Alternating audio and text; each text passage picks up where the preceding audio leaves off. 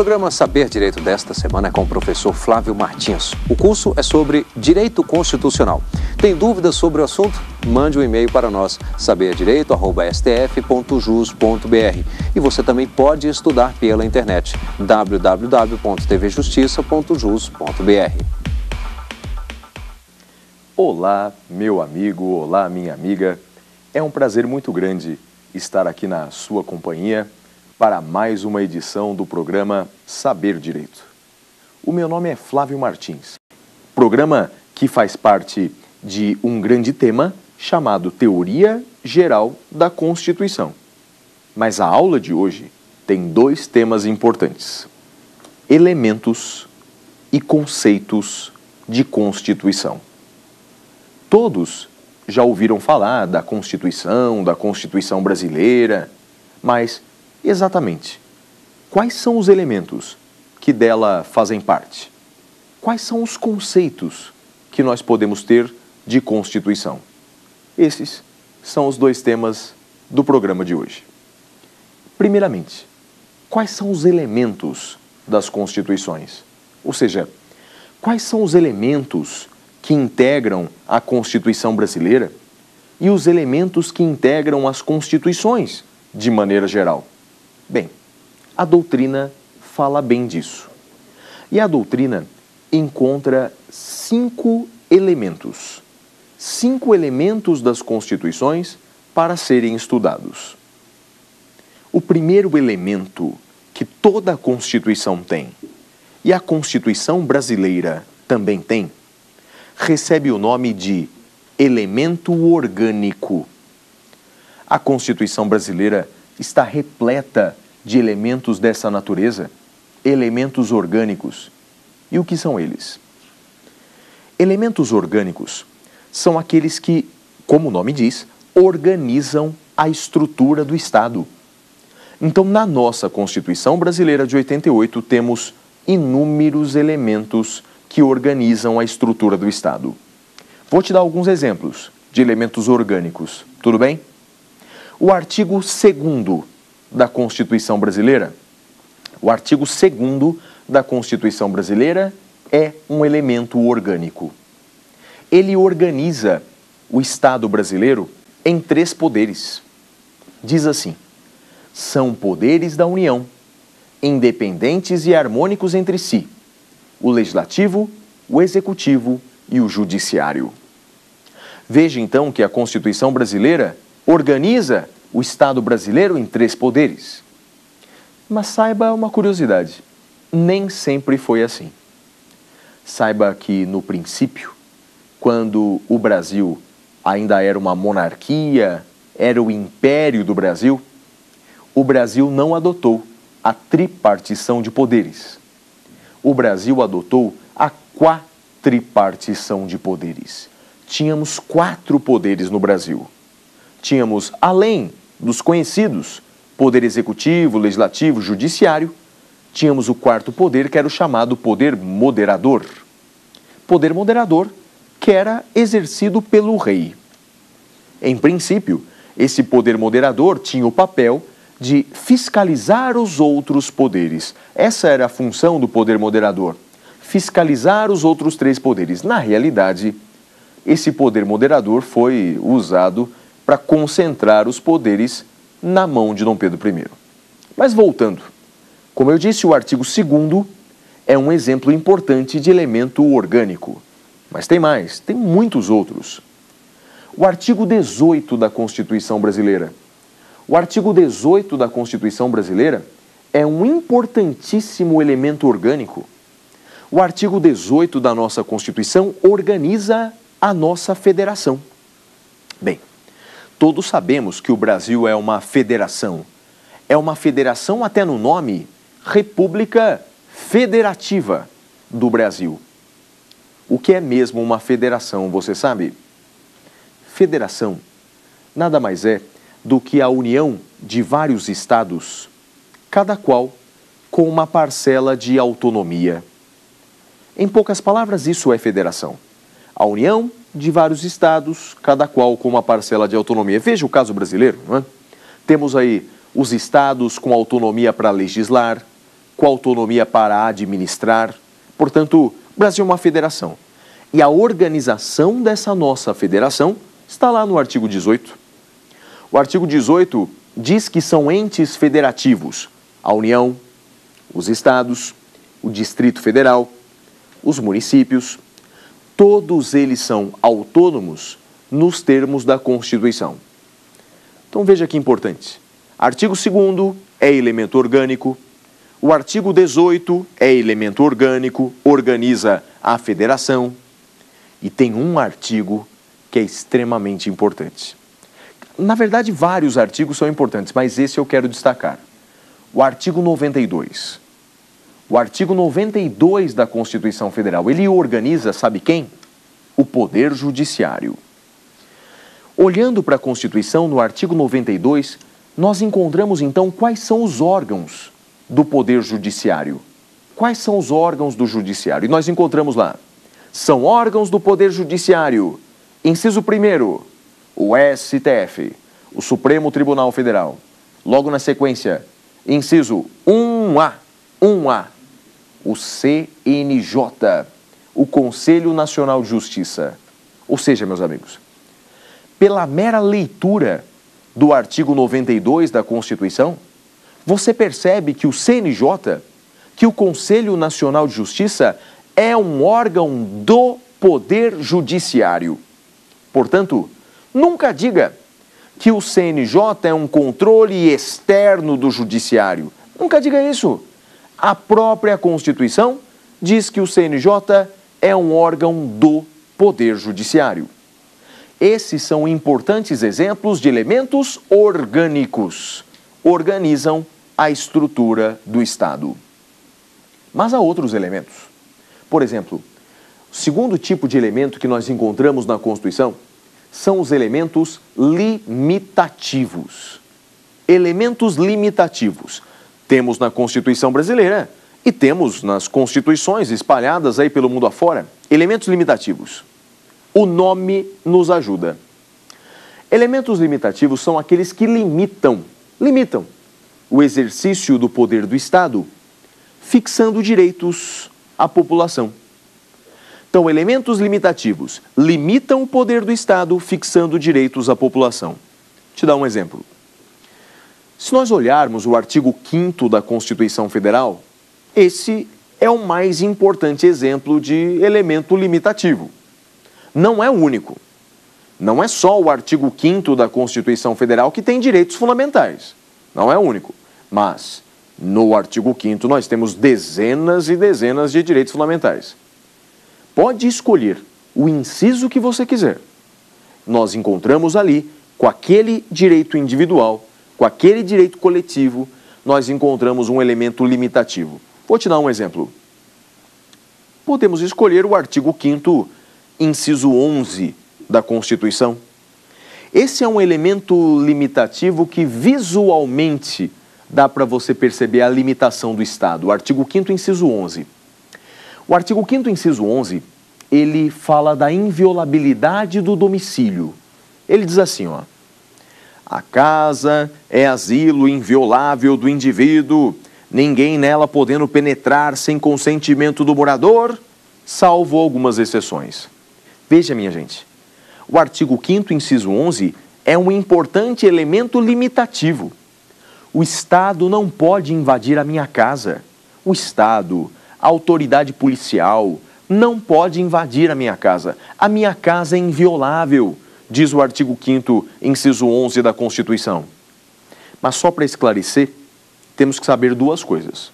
Primeiro, o que é casa? Segundo, quais são as exceções? Bem, casa não é apenas sinônimo de residência, sinônimo de domicílio, é mais do que isso. Segundo a jurisprudência do STF, casa é qualquer local em que a pessoa ou mora, ou trabalha, ou habita com exclusividade. Por exemplo, é a casa, é a residência, é o domicílio, sim, mas também é o local de trabalho, também é o quarto de hotel, também é o trailer, caso a pessoa more em um veículo dessa natureza. Tudo isso é casa. Tudo isso é inviolável, segundo o artigo 5º da Constituição. Mas quais são as exceções? Quais são as exceções em que a polícia, em que a autoridade estatal pode entrar na minha casa? Não, as exceções estão lá, no artigo 5º, inciso 11 da Constituição. Nós temos flagrante delito. Imaginem que o agente está matando alguém em sua casa, alguém que clama por socorro. É claro que a autoridade policial poderá invadir sua casa. Flagrante delito, desastre, para prestar socorro ou durante o dia, mediante mandado judicial. Essas são as exceções previstas lá no artigo 5º 11. O que nos interessa, portanto, é que esse artigo 5º, inciso 11, e todo o artigo 5º, de maneira geral, é um elemento limitativo. Limita o poder do Estado, fixando direitos à população. Há outros elementos. Terceiro tipo de elemento são os elementos sociológicos.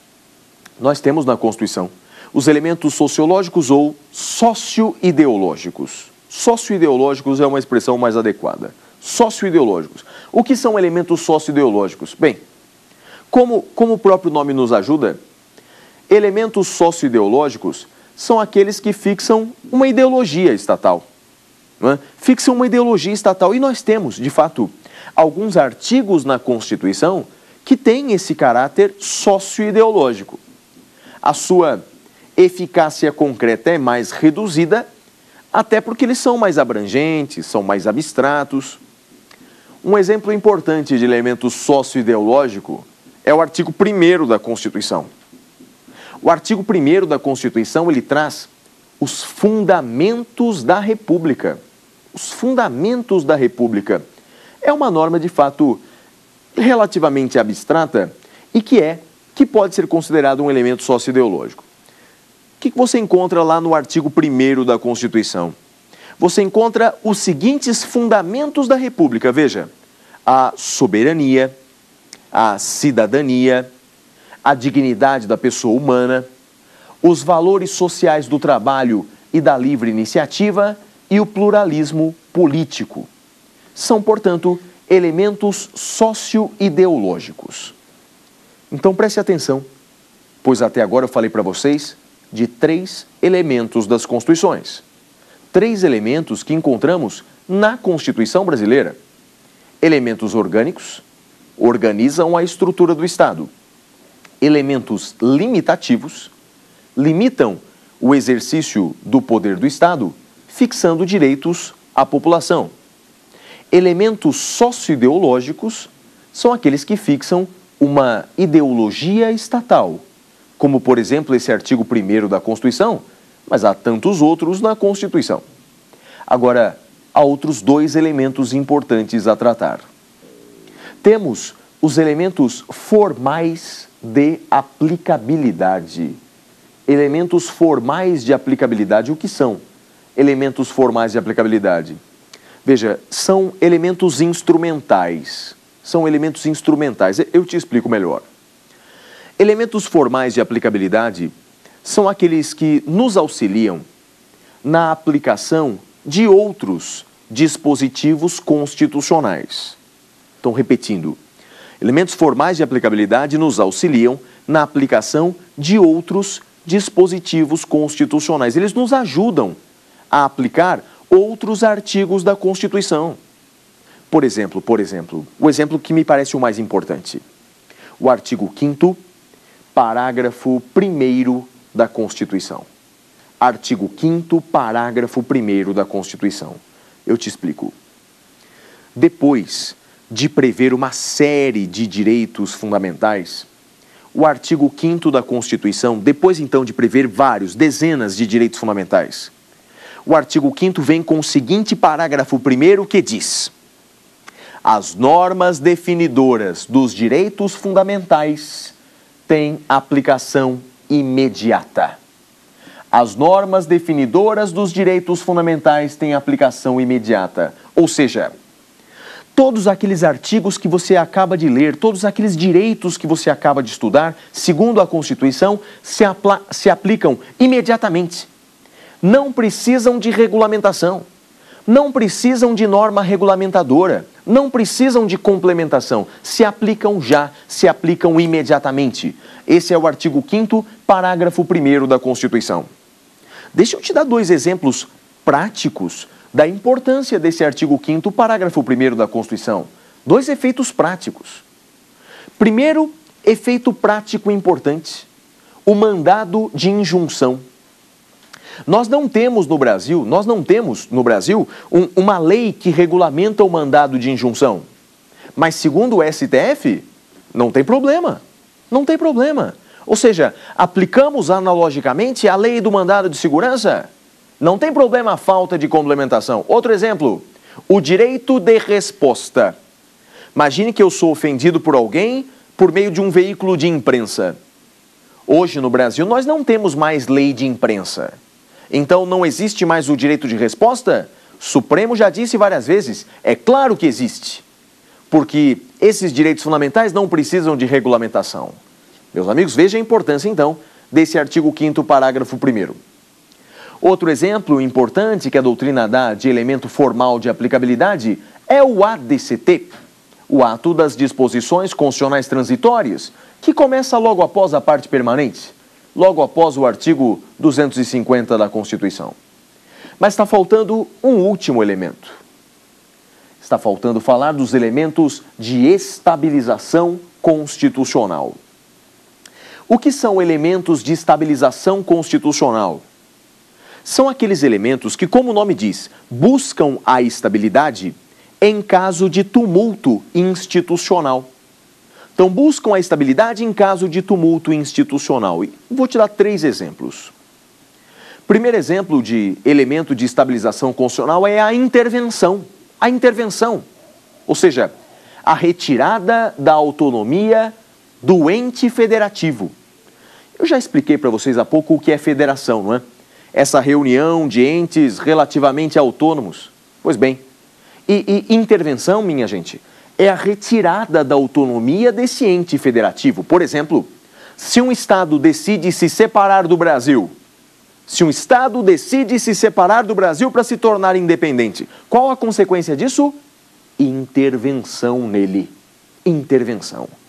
É um elemento de estabilização constitucional que você encontra nos artigos 34 a 36 da Constituição. 34 a 36 da Constituição. E último exemplo.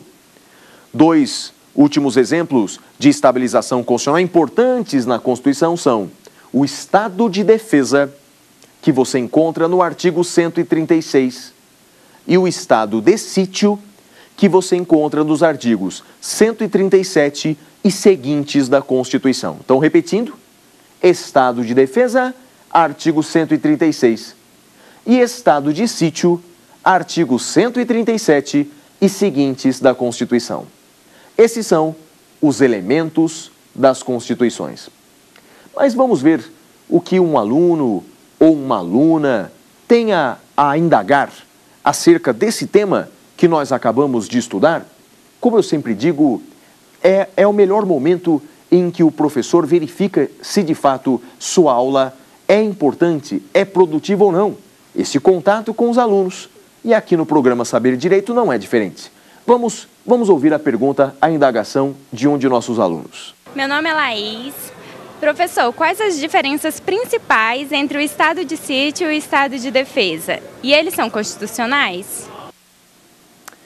Prezada Laís, 2 perguntas você fez, não é? Primeiro, quais são as principais diferenças entre estado de sítio, estado de defesa? Bem, Laís, uma coisa você já sabe. Tanto o estado de sítio quanto o estado de defesa são elementos de estabilização constitucional, não é isso? Buscam a estabilidade em caso de tumulto institucional. Certo, Laís? Mas as diferenças entre ambos? Veja só. Primeiramente, Laís, como eu disse antes, o estado de defesa está previsto essencialmente no artigo 136. O estado de sítio está previsto no artigo 137 e seguintes da Constituição. Existem, Laís, algumas semelhanças e algumas diferenças. entre esses dois institutos. Comecemos pela semelhança. Tanto o estado de defesa quanto o estado de sítio, Laís, são decretados pelo presidente da República. Quem decreta, Laís, tanto o estado de defesa quanto o estado de sítio é o presidente. Em ambos os casos, Laís, haverá também manifestação do Congresso Nacional. O Congresso, Laís, vai se manifestar tanto no estado de defesa quanto no estado de sítio, mas com a seguinte diferença. Enquanto no estado de defesa, o Congresso Nacional se manifesta depois da sua decretação, no estado de sítio, o Congresso Nacional se manifesta antes da sua decretação. Ou seja, no estado de defesa, o presidente decreta e comunica ao Congresso Nacional. No estado de sítio, o presidente pede autorização para o Congresso Nacional para decretar o estado de sítio. Isso porque, Laís, o estado de sítio é mais grave que o estado de defesa. O estado de defesa é uma medida regional. Vale para certas regiões, Laís. E tem um prazo de duração de 30 dias, prorrogáveis por mais 30 dias. Tudo isso, Laís, sobre estado de defesa, se encontra lá no artigo 136 da Constituição. Então, Laís, é decretado pelo presidente, né? Depois comunica ao Congresso Nacional, é uma medida regional, vale para certas regiões e tem o prazo de 30 dias, prorrogáveis por mais 30 dias. Já o estado de sítio é bem mais grave. O estado de sítio, para você entender, é uma medida de âmbito nacional. Vale para todo o Brasil o estado de sítio. E ele vai ser decretado em alguns casos, que você encontra lá no artigo 137. Por exemplo, quando se mostrou ineficaz o estado de defesa. Imagine que antes o presidente decretou o estado de defesa, mas não conseguiu resolver aqueles graves problemas, pode decretar o estado de sítio. Ou então, os casos mais graves, certamente. Caso de declaração de guerra, ou seja, o Brasil entra em guerra com outro país, ou invasão armada estrangeira, são casos em que pode ser decretado o estado de sítio. Há dois casos aí de estado de sítio e eles variam de acordo com a Constituição a partir aí do artigo 137. Numa primeira modalidade mais branda, ele dura 30 dias, prorrogáveis por mais 30, ou seja, prorrogáveis outras vezes pelo mesmo prazo, ou numa hipótese mais grave, que é o caso da guerra, da invasão armada estrangeira, aí nesse caso nós temos um prazo indeterminado, enquanto durar a guerra, enquanto durar essa agressão estrangeira. Importante, Laís, então, é que você leia atentamente a Constituição, o artigo 136 em diante, e esperemos todos que essas hipóteses não aconteçam no Brasil num futuro próximo. Porque só serão colocadas em prática em caso de grave instabilidade institucional. Tudo bem?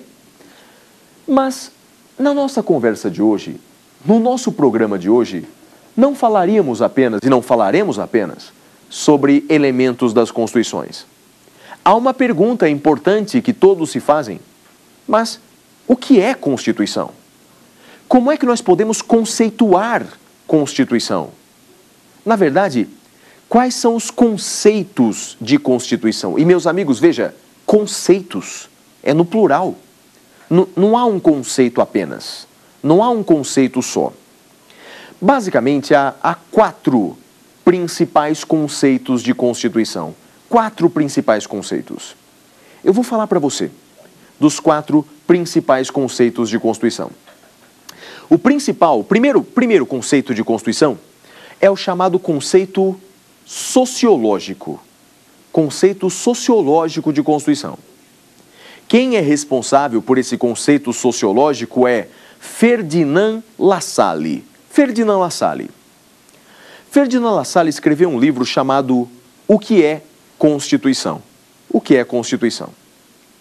nesse pequeno livro, que na verdade foi um discurso que Ferdinand Lassalle fez em uma universidade da Europa, que foi convertido em livro, Ferdinand Lassalle traz 3 frases importantes que você não pode esquecer. 3 frases importantes.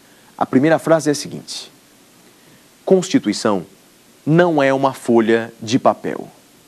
Ou seja, para ele, Ferdinand Lassalle, Constituição não é um documento. Constituição não é uma lei. Constituição não é uma folha de papel. Constituição é o que então, se não é um documento? Aí vem a frase mais importante de Ferdinand Lassalle.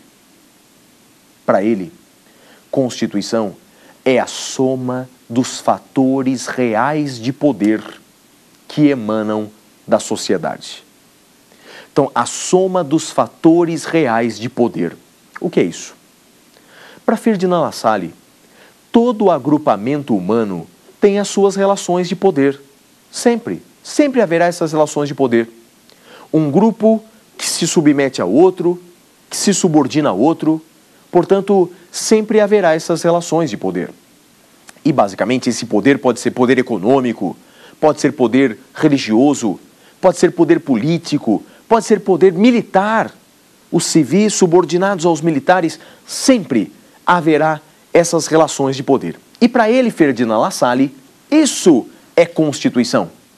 Essas relações de poder, esses fatores reais de poder que emanam da população. E uma última observação a saber: se para ele Constituição é isso, significa então que todo Estado tem uma Constituição. Todo Estado tem uma Constituição, já que todo Estado tem essas relações de poder. Esse é o sentido sociológico de Ferdinand Lassalle. Mas há outros sentidos importantes também. O segundo sentido de Constituição é o sentido político de Constituição. Quem é responsável por esse sentido político de Constituição é o alemão Carl Schmitt. Carl Schmitt, responsável por esse sentido político. Para ele, Carl Schmitt, Constituição tem o seguinte significado. Guarde bem. Para Carl Schmitt, Constituição é uma decisão política fundamental. Essa é a frase. Constituição é uma decisão política fundamental. Ou seja, Constituição também não é uma lei. Constituição também não é um documento. Constituição é uma decisão política fundamental tomada pelo povo. E o povo vai decidir: seremos uma democracia ou não? Seremos uma monarquia ou seremos uma república? Seremos presidencialistas, seremos parlamentaristas ou escolheremos uma terceira via? Como em nosso país se adquire o poder? Veja, essa decisão política fundamental é o que Carl Schmitt chama de Constituição. Não é à toa que a doutrina chama essa posição de posição decisionista, ou simplesmente decisionismo, já que Constituição é uma decisão política fundamental. E interessante, meus amigos, nessa teoria de Carl Schmitt, Carl Schmitt, o alemão Carl Schmitt, fazia uma interessante distinção. Ele diferenciava Constituição de lei constitucional. Então, Carl Schmitt fazia essa diferenciação, sabe? Ele diferenciava a Constituição de lei constitucional. Veja, hoje em dia, nós não fazemos mais essa distinção. Para nós, Constituição e lei constitucional, na maioria das vezes, são expressões sinônimas. Mas há algo importante na teoria de Carl Schmitt com reflexos nos dias atuais. Hoje, nós diferenciamos 2 tipos diferentes de norma constitucional. Nós temos a norma materialmente constitucional e a norma formalmente constitucional. Já viu essa diferença? É fácil. Norma materialmente constitucional é aquela que tem conteúdo constitucional, ou seja, é matéria constitucional, fala da estrutura do Estado, fala dos direitos e garantias. Portanto, norma materialmente constitucional, ela tem conteúdo de direito constitucional. Agora, norma formalmente constitucional é aquela que está na Constituição, mas não versa sobre direito constitucional. Vou te dar um exemplo bem curioso. No artigo 242, parágrafo 2º da Constituição, artigo 242, parágrafo 2º da Constituição. Sabe o que a Constituição brasileira traz? Traz uma regra acerca do Colégio Pedro II. Veja, Colégio Pedro II. Isso mesmo, meus amigos, a Constituição brasileira, nesse artigo 242, parágrafo 2º, fala do Colégio Pedro II, dizendo assim: Colégio Pedro II, localizado na cidade do Rio de Janeiro, será mantido em órbita federal. É claro que isso não tem natureza de direito constitucional. É claro que isso não é materialmente constitucional, ou seja, essa é uma norma formalmente constitucional. Está na Constituição, mas não versa sobre direito constitucional, não tem conteúdo constitucional.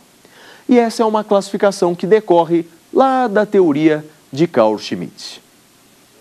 Terceira conceituação de Constituição. E seguramente a conceituação mais importante, a conceituação mais usada.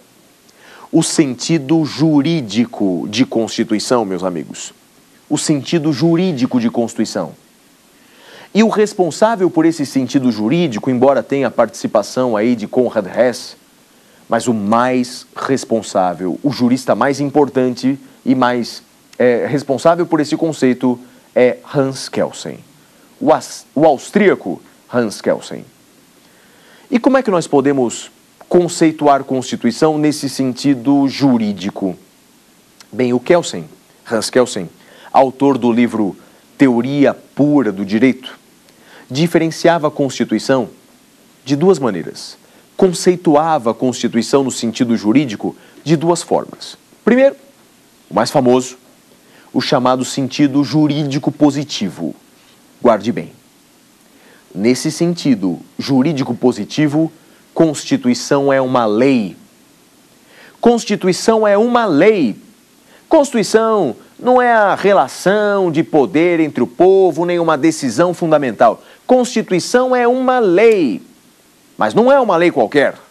Constituição é a lei mais importante de todo o ordenamento jurídico. De todas as leis que nós temos em nosso país, Constituição é a lei mais importante. Para provar essa importância, veja um outro conceito. Constituição é uma decisão. Constituição, segundo Hans Kelsen, Constituição é o pressuposto de validade de todas as leis. Ou seja, para que uma lei seja válida, precisa ser compatível com a Constituição. Então veja só, acompanhe o seguinte raciocínio. Para Kelsen, nesse livro Teoria Pura do Direito, a Constituição, então, está no topo do ordenamento jurídico. O ordenamento jurídico é como uma pirâmide. É como uma pirâmide. E no topo dessa pirâmide, no alto dessa pirâmide, nós temos a Constituição. As leis devem, portanto, obediência a essa Constituição. As leis devem, portanto, tanto faz lei ordinária, lei complementar, até mesmo a medida provisória, as leis e atos normativos devem obediência à Constituição. Devem, portanto, ser adequadas, devem ser compatíveis com a Constituição. Então, minha gente, esse é o sentido jurídico positivo de Kelsen. Constituição é uma lei, mas não é uma lei qualquer. É a lei mais importante de todo o ordenamento jurídico. E mais, Constituição é o pressuposto de validade de todas as leis. Para que uma lei seja válida, precisa ser compatível com a Constituição. Então, até agora, veja, eu falei para vocês sobre, até esse instante, sobre o sentido sociológico, sentido político e parte do sentido jurídico de Kelsen, o sentido jurídico positivo, que é o mais importante.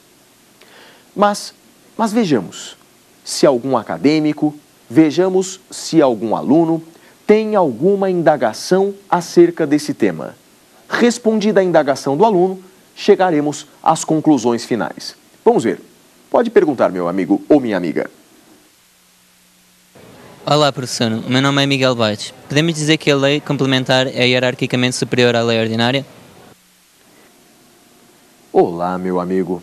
A pergunta sua não é tão simples assim. A lei complementar é superior à lei ordinária? Bem, veja que eu acabei de explicar que a Constituição é a lei mais importante do ordenamento jurídico. A Constituição está no topo da pirâmide. É a lei mais importante.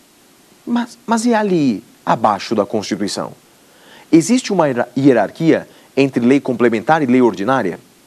Bem, para saber isso, você precisa saber um pouco mais sobre a teoria de Hans Kelsen que eu estava explicando. É que para Kelsen, a hierarquia das normas se justifica da seguinte maneira: a norma inferior obtém a sua validade na norma superior. Essa norma superior obtém sua validade na norma superior. E assim por diante. Assim, então, se justifica a hierarquia das normas. A norma de baixo obtém sua validade na norma de cima, na norma de cima, na norma de cima, até chegar na Constituição. E a pergunta clássica que o nosso colega fez é: a lei complementar está acima da lei ordinária? A resposta é, segundo a teoria de Kelsen, não. Segundo a teoria de Kelsen, não. Não existe essa hierarquia entre lei ordinária e lei complementar por um motivo simples. É que a lei ordinária, ela não obtém a sua validade da lei complementar. A lei ordinária, ela obtém sua validade diretamente da Constituição, assim como a lei complementar também obtém sua validade diretamente da Constituição. Portanto, hierarquicamente, elas estão no mesmo patamar. Hierarquicamente, elas estão no mesmo nível. E essa é a posição majoritária. Essa, inclusive, é a posição do STF. O STF entende dessa maneira, que lei complementar e lei ordinária estão no mesmo degrau, estão no mesmo nível da hierarquia das normas. Todavia, você pode encontrar algum autor, algum livro, dizendo que lei complementar é hierarquicamente superior à lei ordinária porque o quórum é diferenciado. O quórum de aprovação é diferenciado. É que a lei complementar, ela tem um quórum de aprovação de maioria absoluta. E a lei ordinária tem o quórum de aprovação de maioria simples. Então, alguns autores se apegam a esse quórum diferenciado e dizem que a lei complementar é hierarquicamente superior. Mas, segundo a teoria de Kelsen, aplicada a teoria de Kelsen no direito brasileiro, devemos dizer que não há hierarquia entre lei complementar e lei ordinária, e essa é a posição do STF. Todavia, eu disse para vocês que, na teoria do Kelsen, ele divide o sentido jurídico de Constituição em dois tipos, não é? O sentido jurídico positivo e o sentido lógico jurídico. Faltou esse segundo sentido. O que é isso? É que Kelsen, meus amigos, entendendo que as leis são hierarquicamente colocadas e entendendo que a Constituição é a lei superior a todas as outras leis dentro de um país, precisava de um pressuposto de validade para a Constituição. Porque a pergunta é, e a Constituição obtém sua validade de onde? De onde a Constituição retira sua validade? Kelsen inventou essa teoria, o sentido lógico jurídico de Constituição. Para Kelsen, acima da Constituição, há uma norma não escrita, que ele chamou de norma hipotética fundamental, ou norma fundamental hipotética. Então, acima da Constituição haveria essa norma fundamental hipotética com um único mandamento, com uma única ordem, que é a seguinte: obedeça à Constituição. Então, a única ordem dessa norma fundamental e hipotética é: cumpra a Constituição, obedeça à Constituição. E essa foi a maneira que Kelsen encontrou para dizer, então, que há um fim nessa hierarquia das normas. Porque senão, não haveria fim. Seria um regresso ao infinito. Sempre a norma de baixo iria obter a validade na norma de cima, sempre haveria uma norma superior. Por isso, Kelsen inventou essa norma fundamental e hipotética. Não obstante, guarde o seguinte: Constituição é a lei mais importante de todo o ordenamento jurídico. O Brasil tem dezenas de milhares de leis. De todas as leis que nós temos nesse país, a lei mais importante é a Constituição. Imaginem que esse conjunto enorme de leis que nós temos no Brasil compõe uma enorme pirâmide. É como se tivéssemos uma pirâmide de leis.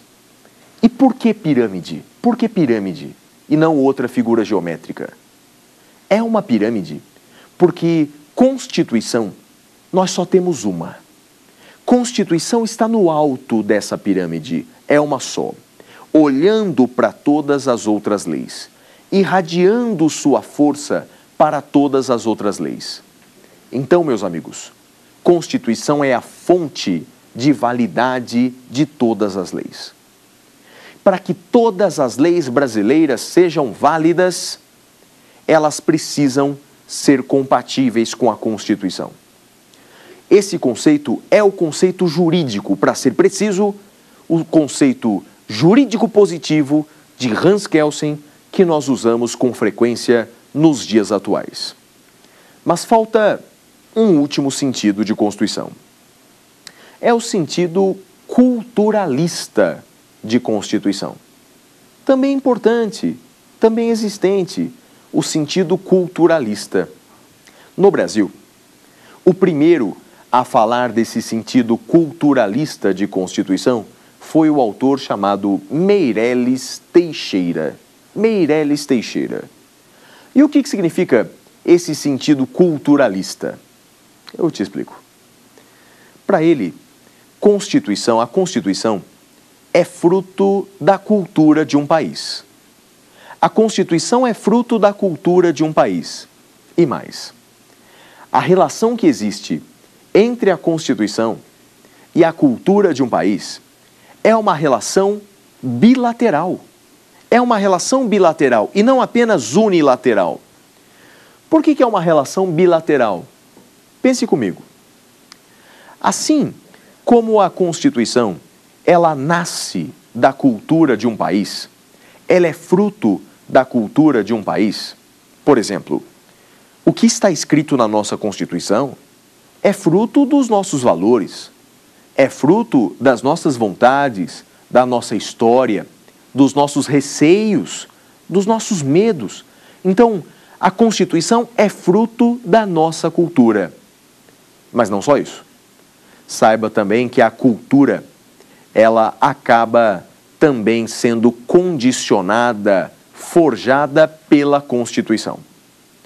Então, assim como a Constituição nasce da cultura, a Constituição ajuda a formar a cultura daquele país. E não só porque a Constituição brasileira tem um capítulo específico sobre a cultura. E tem. Tem um capítulo específico sobre cultura, mas não é só isso não. A Constituição brasileira, no momento em que fixa vários valores constitucionais, vários fundamentos constitucionais, a Constituição brasileira, quando determina quais são os direitos fundamentais. Nós temos na Constituição brasileira quais são os direitos fundamentais. Isso acaba norteando a cultura daquele país. Acaba delimitando a cultura daquele país. Esse, minha gente, é o sentido culturalista de Constituição.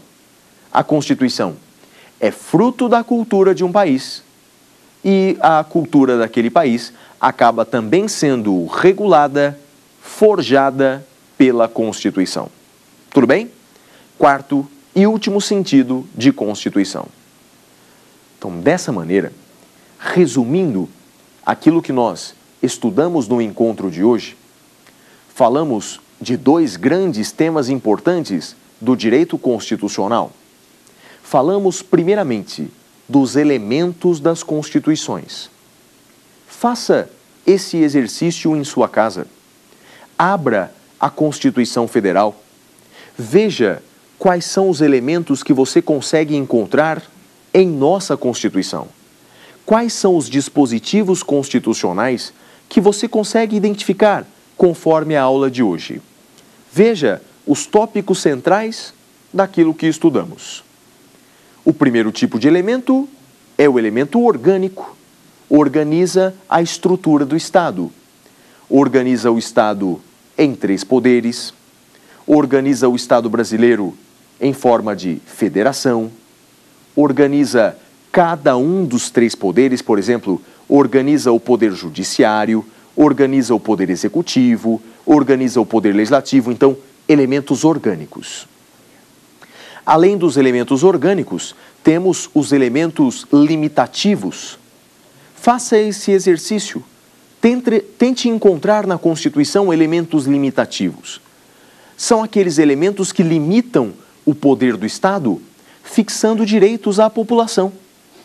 Eu dei um exemplo para vocês, a inviolabilidade do domicílio, mas você vai encontrar pelo menos uma centena de outros direitos fundamentais na Constituição. Então procure os elementos limitativos da Constituição. Elementos orgânicos, elementos limitativos, mas há outros elementos que você também encontra no texto constitucional. Você encontra no texto constitucional os elementos socioideológicos, aqueles que fixam uma ideologia estatal. Leia o artigo 1º da Constituição, extremamente importante, traz os fundamentos da República, as bases sobre as quais construiremos o nosso país, soberania, cidadania, dentre outros fundamentos. Temos também os elementos formais de aplicabilidade, aqueles que nos auxiliam na aplicação de outros artigos da Constituição. E o exemplo mais importante que eu falei para vocês na aula de hoje foi o artigo 5º, parágrafo 1º da Constituição. E por último, temos os elementos de estabilização constitucional. Procure os artigos da Constituição que tratam disso. Você vai encontrar principalmente, a partir do artigo 136, alguns elementos que buscam a estabilidade em caso de tumulto institucional. E por fim, falamos também na aula de hoje sobre os conceitos de Constituição. Falei para vocês vários conceitos diferentes, 4 conceitos diferentes. O conceito sociológico de Ferdinand Lassalle, o conceito político de Carl Schmitt, o conceito culturalista de Meirelles Teixeira, mas dei ênfase para o conceito jurídico de Hans Kelsen. E, sobretudo, um desses 2 aspectos, um desses 2 sentidos, o sentido jurídico positivo. Constituição é a lei mais importante do ordenamento jurídico. Constituição é o pressuposto de validade de todas as leis. Se alguma lei ou se algum ato normativo é incompatível com a Constituição, não possui validade, é inconstitucional. E esse é seguramente o principal sentido de Constituição nos dias atuais. E esse foi o encontro de hoje sobre os elementos e os conceitos de Constituição. Espero vocês no próximo programa Saber Direito. Tchau, tchau. Tem dúvidas sobre o assunto? Mande um e-mail para nós, saberdireito@stf.jus.br. E você também pode estudar pela internet, www.tvjustiça.jus.br.